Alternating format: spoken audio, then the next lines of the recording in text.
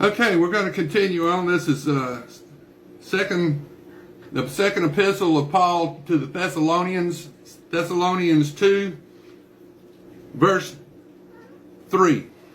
Let no one deceive you by any means, for that day will not come unless the falling away comes first, and the man of sin is revealed, the son of perdition, the only one judged to the lake of fire. Ezekiel 28:18.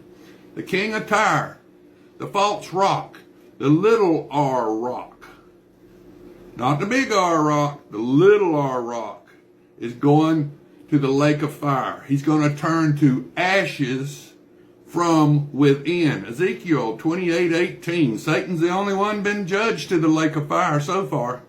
So don't waste your time praying for Satan, because he's gone. Now this is verse 4. Who opposes and exalts himself above all that is called God and that is worshipped, so that he sits as God in the temple of God, showing himself that he is God. He's the pretend to be Jesus, the fake Jesus. He's going to look like Jesus. He's going to act like Jesus. But he's going to have the voice of a dragon. And that's what he is. He's a dragon. He's a slick Willie now. This is verse 5. Do you not remember that when I was still with you, I told you these things? The abomination of desolation spoken of by Daniel the prophet. Jesus talks about it. Mark 13 tells you all about the abomination of desolation when Satan's standing in the holy place pretending to be God. And now you know what is restraining, that he may be revealed in his own time. For the mystery of lawlessness is already at work. Only he who knows now restrains will do it until he is taken out of the way.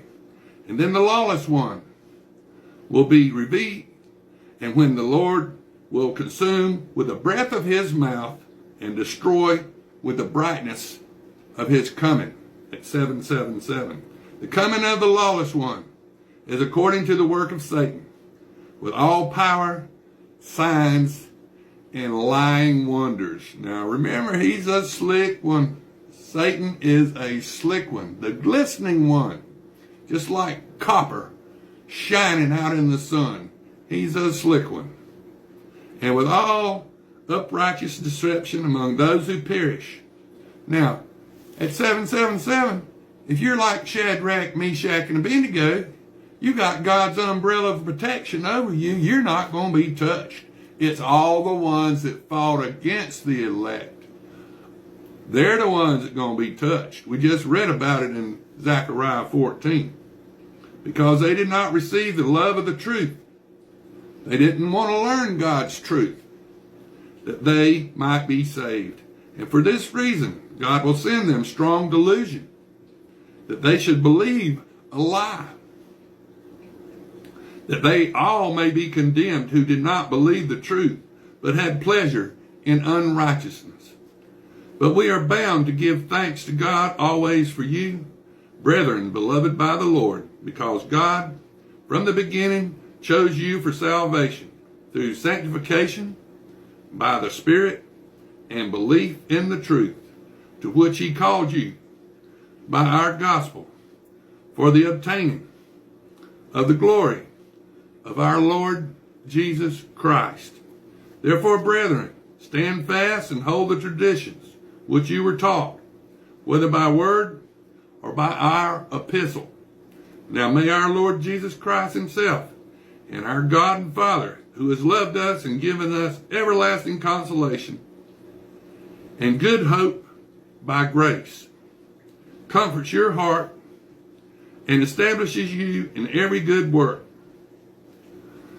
Okay, now I want to go back to where we were at here in Kings. We were talking about Elijah and kind of got off about the two witnesses and the signs that you got to look for during the end of days, and what's going to happen and when, and the timeline of it.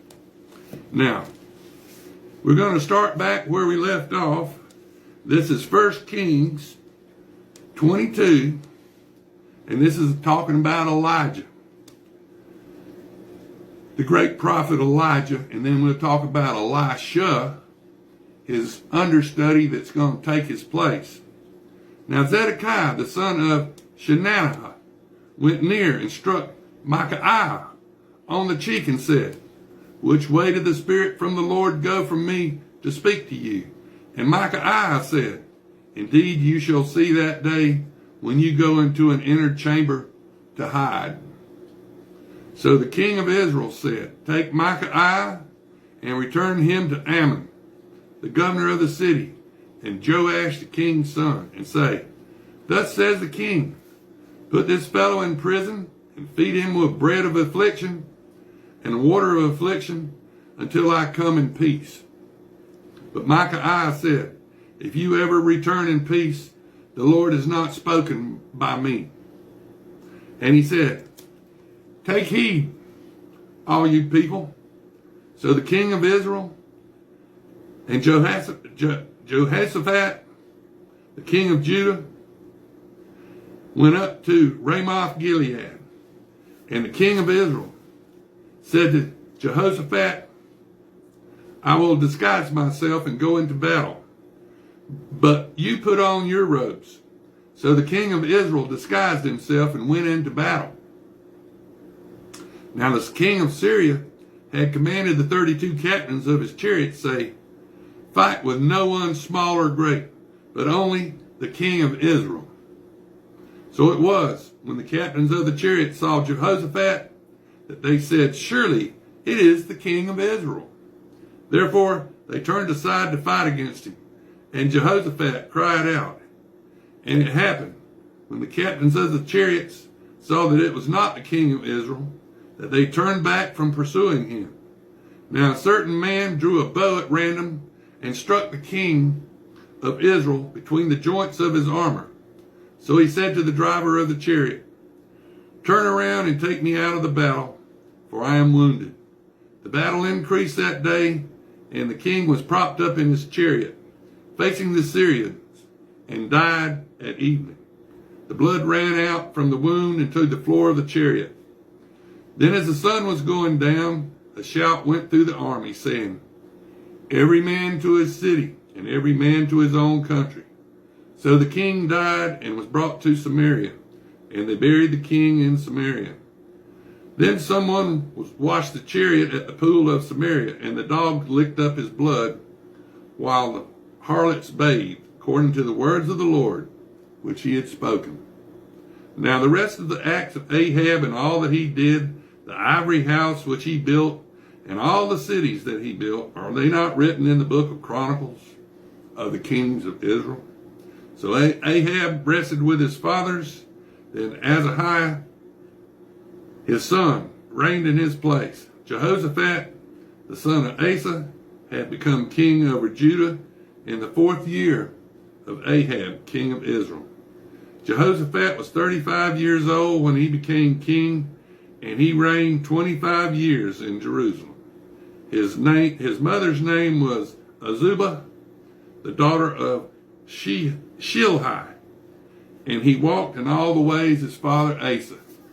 He did not turn aside from them, doing what was right in the eyes of the Lord. Nevertheless, the high places were not taken away, for the people offered sacrifices and burned incense on the high places. Also, Jehoshaphat made peace with the king of Israel. Now the rest of the acts of Jehoshaphat, the might that he showed, and how he made war, are they not written in the book of Chronicles of the kings of Judah? And the rest of the perverted persons who remained in the days of his father Asa, he banished from the land. And there was no king in Edom, only a deputy of the king. Jehoshaphat made merchant ships to go to Ophir for gold, but they never sailed, for the ships were wrecked at Ezon Geber. Then Ahaziah, the son of Ahab, said to Jehoshaphat, "Let my servants go with your servants in the ships." But Jehoshaphat would not. And Jehoshaphat rested with his fathers, and was